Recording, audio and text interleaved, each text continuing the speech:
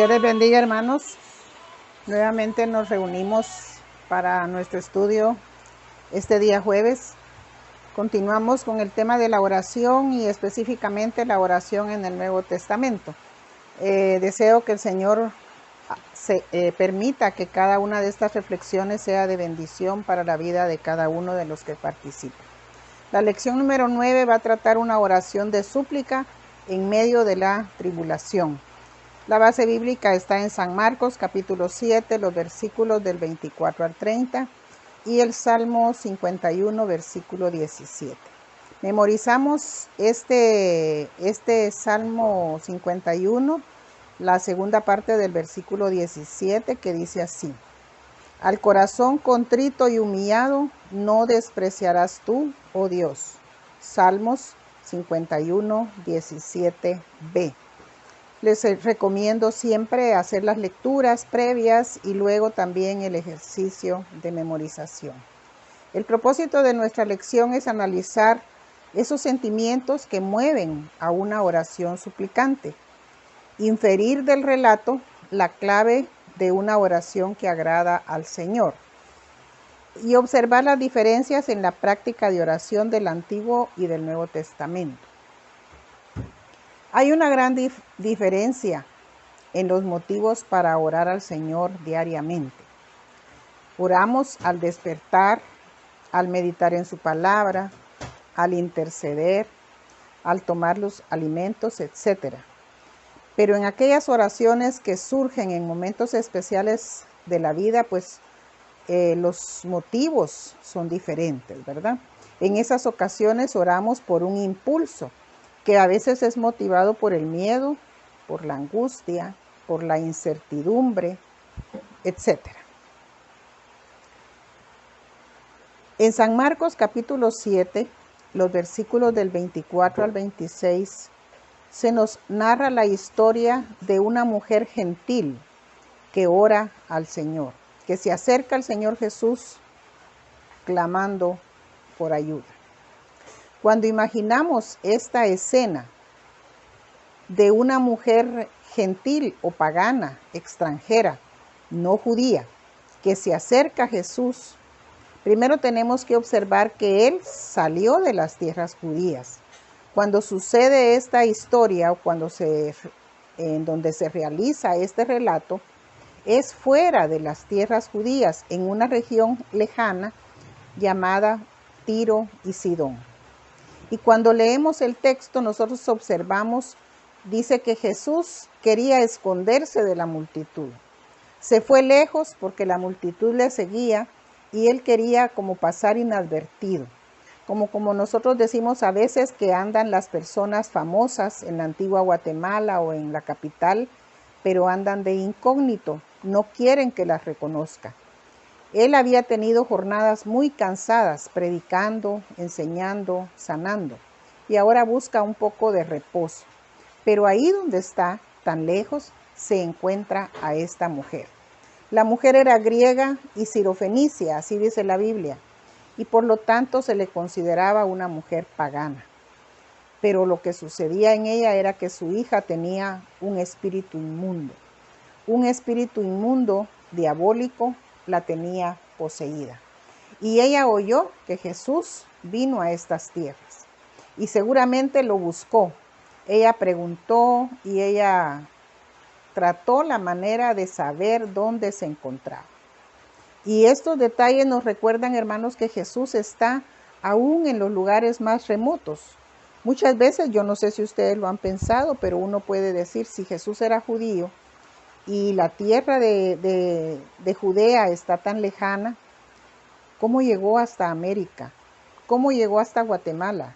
¿Y cómo llegó hasta Estancia de la Virgen? ¿O cómo llega el Señor? Recordemos que el Señor está en todas partes. Donde pensamos que el Señor no puede manifestarse, ahí se manifiesta. Ahora, Jesús atiende a esta mujer gentil. Y aquí hay una cosa importante.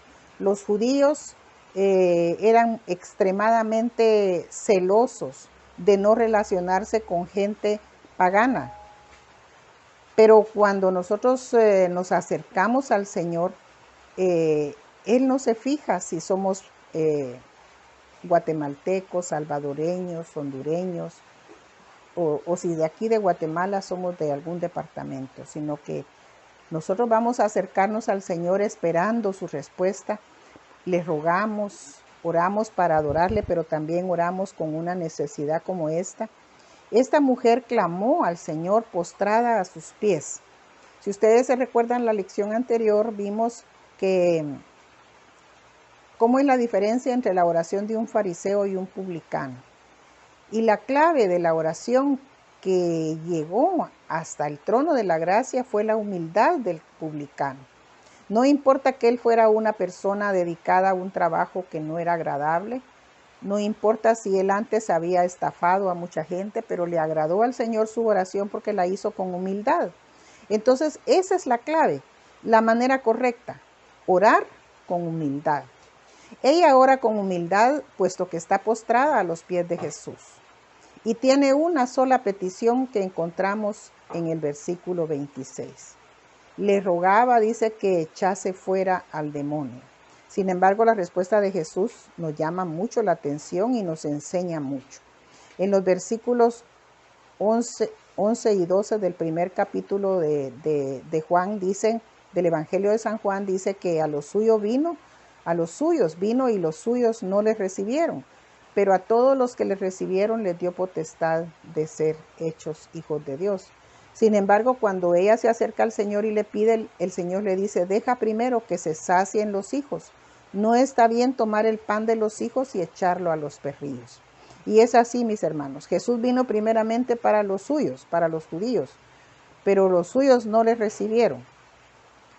Y a los que les recibieron, les dio potestad de ser hechos hijos de Dios. El Señor está diciendo en estas frases, no un desprecio para la mujer como muchos dicen.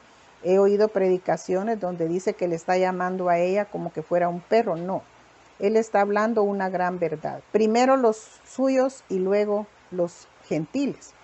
Ahora, ella insiste, no se ofendió por la respuesta de Jesús. Insiste, es perseverante.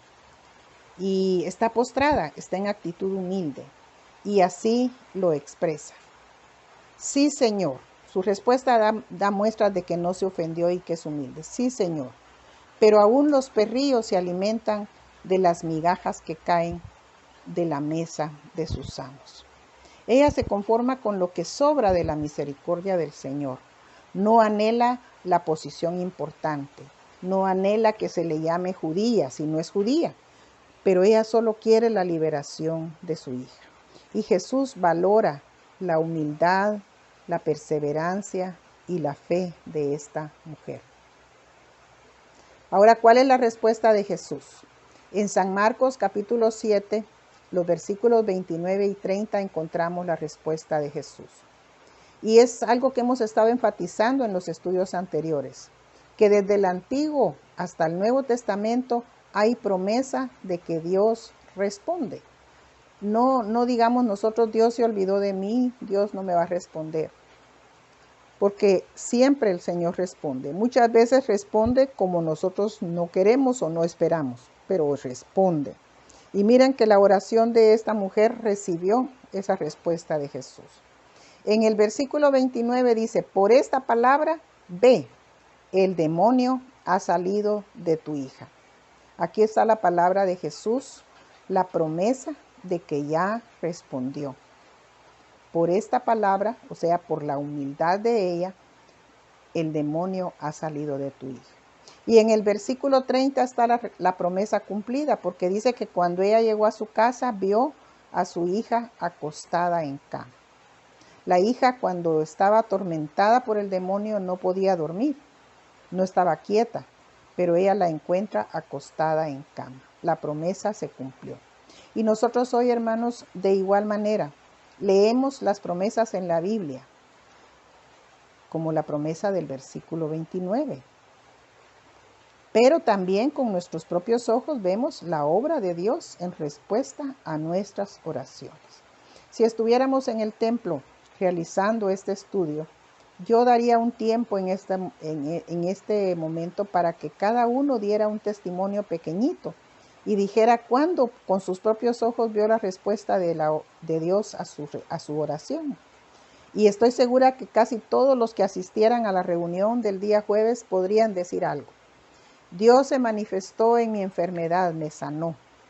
Dios se manifestó en un problema que yo tenía con mis hijos y lo solucionamos, etcétera. Hay muchos testimonios y cada uno en nuestra propia vida hemos visto la respuesta a nuestras oraciones. En conclusión, mis hermanos, esta mujer extranjera nos deja muchas enseñanzas acerca de cómo debe ser nuestra actitud al estar frente al Señor clamando por un milagro. Debemos estar en actitud humilde, debemos esperar que Dios actúe como Él quiere, en la forma que quiera y en el tiempo que Él quiera. Tenemos que dejar todo orgullo. Jesús le contestó de una manera despectiva, pues sin orgullo, con humildad, aceptar y clamar por el milagro. Desde nuestra angustia, desde nuestra desesperación, desde el temor, desde nuestra necesidad. No podemos ponernos orgullosos y decir, bueno, si no me respondió bien, mejor ya no le digo lo que quiero, sino que delante del Señor nosotros necesitamos ser humildes. Cuando necesitamos encontrar una salida, cuando creemos que estamos solos y nadie nos ayuda, Él es fiel, hermanos, atiende nuestra oración y responde a nuestra petición. Fíjense que hemos estudiado como oración el encuentro de la mujer con Jesús. Realmente alguien podría decir, bueno, eso no es una oración, esa es una conversación de la mujer con el Señor. Pero eso es orar, hermanos.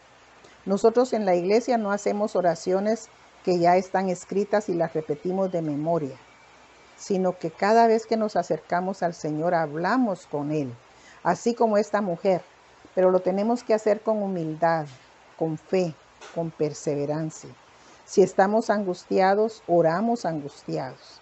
Si estamos agradecidos con Dios, nuestra oración va a ser una oración gozosa. Según como estemos, hablamos con el Señor. Eso es orar. Que Dios les bendiga, mis hermanos, y espero que esta lección haya dejado en cada uno de ustedes una enseñanza y que la experiencia de cada uno se vea alimentada para continuar siendo cristianos de oración.